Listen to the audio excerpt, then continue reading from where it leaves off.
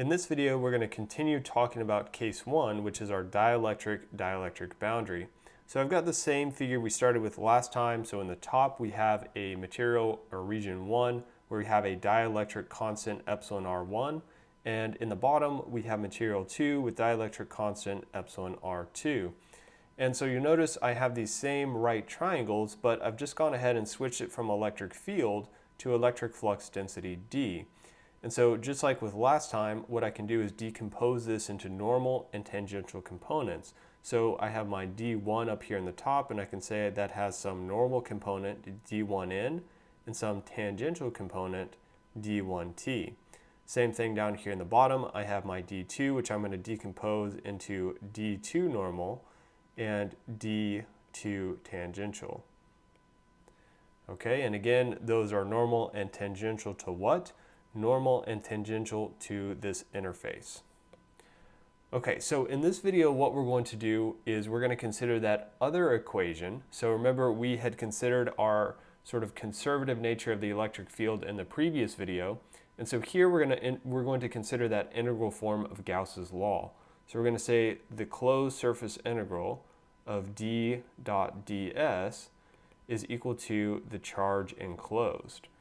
And so just like with the previous video where we had to sort of add a path to integrate along, in this case we're going to want to add some Gaussian surface.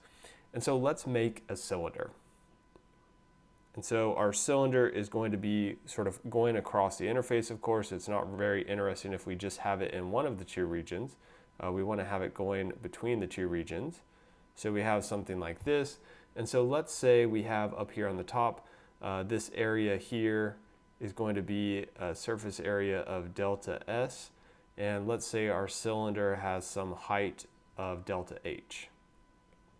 And so sort of a couple key things we want to talk about, a couple sort of assumptions, is we want this cylindrical Gaussian surface, we're going to let our delta H go towards 0. So let our delta H go to 0, and what that means is that only our surface charge at the interface is going to be enclosed by that surface. So only surface charge at our interface is enclosed by the surface. Okay, so something else that we want to consider is that we can note that along this Gaussian surface, if we're considering the sides, we have some ds over here on this side with some ds vector pointing in this direction. Well, we're going to have some ds over here on this side with the ds pointing in the opposite direction. And so what we're going to see is that those two are going to essentially cancel out. And so for any ds along the side, so maybe we have one here with the ds sort of coming out at us, we're going to have a ds in the back pointing in the opposite direction, such that our contributions from the side are going to vanish. So let's just say our contributions from the sides of that Gaussian cylinder are going to vanish. So we have terms canceling out, sort of as we briefly described above. So terms canceling out. And so basically we're going to have 0 when we plug into that equation, our general equation there above. The other thing we want to assume is, like with our electric field in the previous video, we're going to assume that the cylinder is really small compared to spatial variations ND. So assume cylinder is small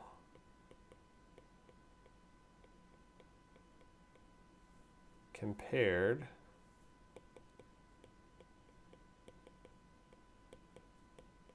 to spatial variations in D. And so what that means is that we can pull D out of the integral. So if we're looking at some ds that's really small, such that our D is constant in that region, well, then we can just pull that D out of our integral, and we're just integrating the surface, which is going to give us our surface area. We can then set that equal to our charge enclosed. So let's go ahead and look at that. So we can say, of course, our charge enclosed, and remember we're shrinking down our delta H so that it's only including any charge here on the interface. So we can say our charge enclosed in general is going to be equal to, and so we have then sort of two regions. So we said our sides are going away, so we're going to have our top and bottom region. So we need to consider our top up here, which is going to have some ds in this direction, and we're going to have the bottom of this cylinder, which is going to have some ds in this direction. And so what you can see in this top region for our ds pointing upward, we're going to have ds dot d, and we're going to be considering our normal component, because our tangential component, if we do that dot product, is going to be 0. So we're going to have d1 dot ds, they're in the same direction, so that gives us magnitude d1, magnitude ds. We're pulling the d1 out of the integral, so that integral of ds is just going to be the surface area, which we've called delta s. So for that first term in the numerator, we're just going to have d1 d1n, so our normal component, times delta s. Now we look at the bottom component. So now we have our negative, or not negative, but we have this ds here. And so that ds pointing downward is in the opposite direction of our d2 normal. So when we do the dot product, we're going to have a negative, and then the product of the two magnitudes. Again, we're going to pull that d2 normal out of the integral, such that we just get the surface area when we integrate delta s. So coming back down to this equation, we now have negative d2 normal times delta s. Okay, and we can be a little more specific about what the charge enclosed is. So the charge enclosed, again, is the charge just on the interface, and so that's going to be equal to, we're going to have our surface charge density at the interface, rho sub s, and we're only considering sort of this highlighted region here, which has a surface area of delta s. So we have to multiply that by delta s as well. And so what we can see is that the delta s terms are going to cancel out, and so we can simplify this and say that our d1 normal minus d2 normal is equal to rho s. And so one important thing to note is in this case, I've assumed that my d is going from region 2 to region 1. If we had it going in the opposite direction, then we would have the sort of signs of this reverse. So we would have d2n minus d1n equals rho s. So just sort of an important thing to note there. And again, this rho s, let's define explicitly, this is our free charge density at the boundary. So free charge density at our boundary.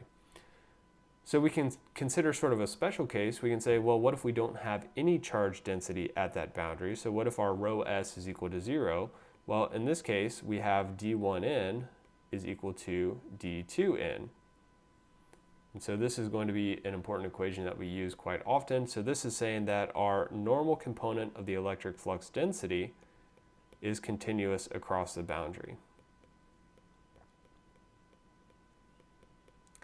So now we can sort of put this together with the information from the previous video, and we can say we know that the electric flux density is continuous across the boundary. We know that the tangential component of the electric field is continuous across the boundary, and using these two pieces of information, we can figure out what our total electric field or total flux density in one region is relative to that of the electric flux density or electric field in the other region. So just for completeness, we can talk about how this relationship, what this means for our normal component of our electric field. So we know that epsilon 1 times E1 normal is going to equal to D1 normal, and we know that it has to be equal to our D2 normal, which is epsilon 2 times E2 normal. And so we can see that this means that our normal component of the electric field is going to be discontinuous across that interface. So discontinuous across the boundary. So again, with sort of the results in this video and the previous video, we can now relate our electric field and our electric flux density across the two regions. We want to keep in mind though that using this equation here, we've assumed that our free charge density at that boundary is 0. If it's not 0, then we have to go back to this more general equation where we incorporate that rho sub s.